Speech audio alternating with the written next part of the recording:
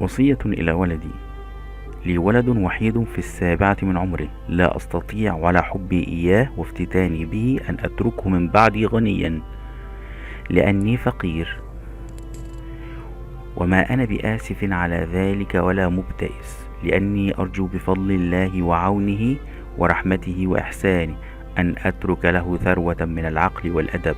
هي عندي خير 1000 مرة من ثروة الفضة والذهب. أحب أن ينشأ معتمدا على نفسه في تحصيل رزقه وتكوين حياته، لا على أي شيء آخر، حتى على الثروة التي يتركها له أبوه.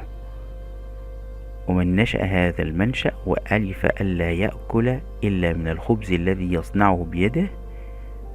نشأ عزوفا عيوفا مترفعا، لا يتطلع إلى ما في يد غيره ولا يستعذب طعم الصدقة والإحسان. أحب أن يعيش فردا من أفراد هذا المجتمع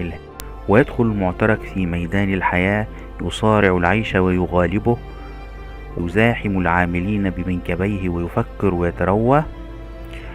ويجرب ويختبر ويقارن الأمور بأشباهها ونظائرها، ويستنتج نتائج الأشياء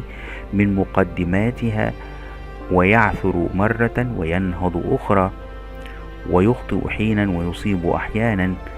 فمن لا يخطئ لا يصيب، ومن لا يعثر لا ينهض، حتى تستقيم له شؤون حياته. ذلك خير له من أن يجلس في شرفة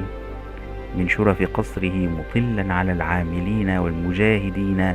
يمتع نظره بمرآهم كأنما يشاهد رواية تمثيلية في أحد ملاعب التمثيل.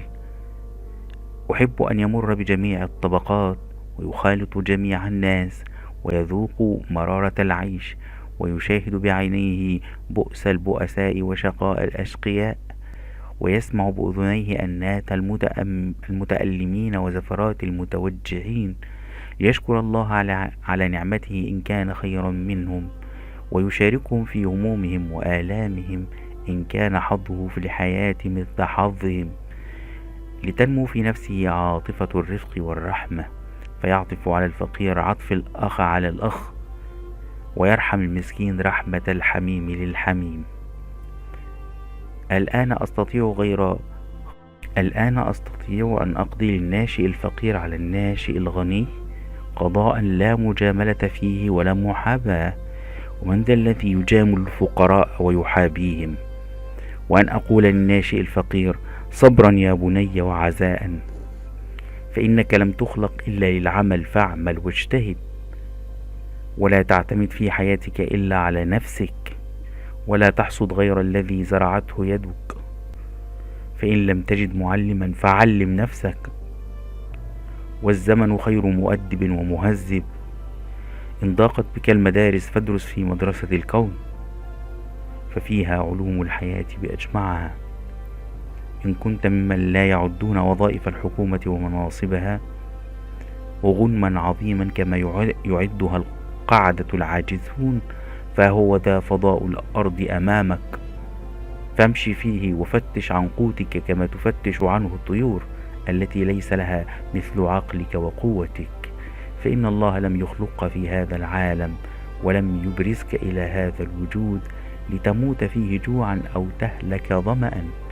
ولا تصدق ما يقوله لك من أن الناشئ الغني أسعد منك حالا وأوفر حظا، وإن راقك منظره وأعجبك ظاهره، فلكل نفس همومها وألامها.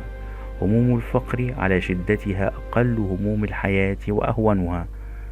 وحسبك من السعادة في الدنيا ضمير تقي ونفس هادئة وقلب شريف، وأن تعمل بيدك فترى بعينيك ثمرات أعمالك تنمو بين يديك وتترعرع، فتغبط بمرآها اغتباط الزارع بمنظر الخضرة والنماء في الأرض التي فلحها بيده وتعهدها بنفسه وسقاها من عرق جبينه.